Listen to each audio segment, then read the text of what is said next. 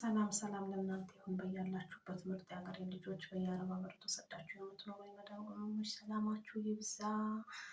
እኔ አንዳንድ ጊዜ በጣም ይገርመኛል። ተመሳሳይ ነገር ነው በህይወት የሚገጥመኝ። በጣም ተመሳሳይ ነገር ነው የሚገጥመኝ። የእውነት እኔ ስደት ከወጣሁ ብዙ ቤት ቀያይሬያለሁ። መጀመሪያ እንደመጣሁ ሁለት ቤት ቀይሬያለሁ። ከዛ ግን ያው ኢትዮጵያ እየሄድኩ ስለመጣሁ ነው ማለት ነው። ወደ 5 ቤት ገብቻለሁ።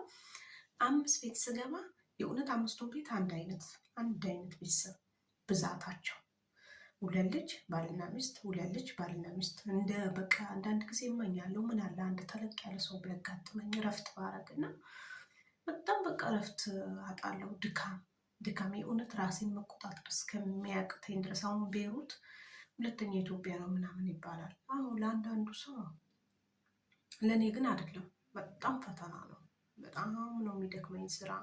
እግዚአብሔር ይመስገን ጤና ካለ ይሰራል። በእርግጥ ግን ሁልጊዜ ተመሳሳይ አይነት ቤተሰብ ሲያጋጥመኝ ግርም ይለኛል። አንዳንዴ ምን ጉድ ነው እላለሁ።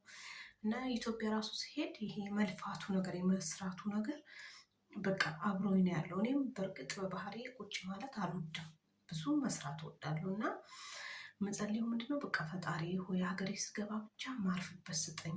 ለምንድነው የሚከተለኝ ልፋት? ለምንድነው? እና አንዳንድ ጊዜ ሻንጣዬ ውስጥ ሁሉ ተከትሎኝ የሚሄድ ተከትሎኝ የሚመጣ ነው የሚመስለኝ ማለት ነው እንደዚህ መልፋት ነገር። እና ፈጣሪ ሁላችንም የምናርፍበት ይስጠን። ዞሮ መግቢያ ሀገራችንን ሰላም ያርግልን።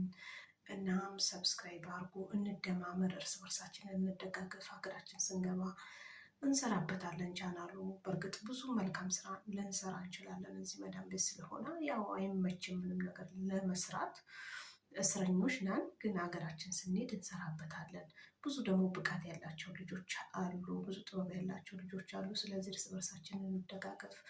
እወዳቸዋለሁ። መልካም ቀን